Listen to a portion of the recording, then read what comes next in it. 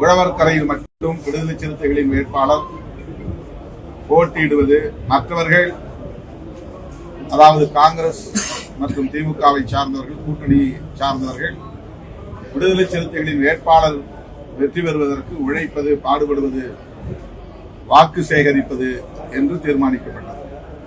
அதன் அடிப்படையில் நாங்கள் வேட்புமனு தாக்கல் செய்திருந்த ஊசுடு, நெட்டப்பாக்கம், ஏனம் ஆகிய தொகுதிகளில் வேட்புமனுக்களை திரும்ப பெறாவிட்டாலும் கூட நாங்கள் வாக்கு சேகரிப்பில் ஈடுபடுவதில்லை.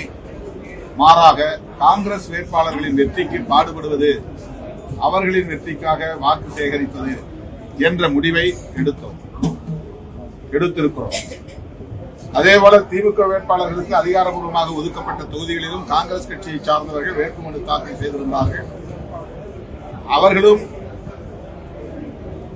திமுக வேட்பாளர்களுக்காக உழைக்க வேண்டும் என்ற முடிவு மேற்கொள்ளப்பட்டிருக்கிறது. இந்த நிலையில் இன்றைக்கு நான் விடுதலை சிறுத்தைகள் கட்சியின் வேட்பாளர் செல்வ புஷ்பலதா இளஞ்சிறுத்தைகள் எழுச்சி பாசறையின் மாநில செயலாளர் போட்டியிடுகிற உழவர்கரை தொகுதியில் வாக்கு சேகரிப்பில் ஈடுபடுகிறேன். இன்று முதல் எனது சுற்றுப்பயணம் 14ஆம் தேதி வரையில் தொடர்ந்து தமிழ்நாடு எங்கிலும் விடுதலை சிறுத்தைகள் போட்டியிடுகிற தொகுதிகளில் பிரச்சாரம் மேற்கொள்ள இருக்கிறேன். இன்று மாலை திண்டிவனம் தொகுதியில், நாளை காட்டுமன்னார்குடி தொகுதியில், காலையில் குறிஞ்சிப்பாடியில் மாண்புமிகு அமைச்சர் MRK பன்னீர்செல்வம் அவர்களின் வேட்புமனு தாக்கலில் பங்கேற்கிறேன். அதன் பின்னர் காட்டுமன்னார்குடி வேட்பாளராக போட்டியிட இருக்கிற ஜோதிமணி இடைபெருமாள் அவர்களின் வேட்புமனு தாக்கலில் பங்கேற்க இருக்கிறேன்.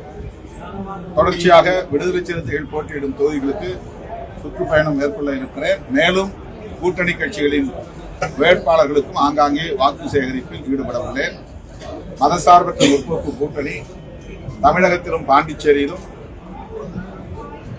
வெகுமக்களின் ஏகோபித்த ஆதரவை பெற்று ஆட்சி அமைக்கும் என்று பெரிதும் நம்புகிறேன்.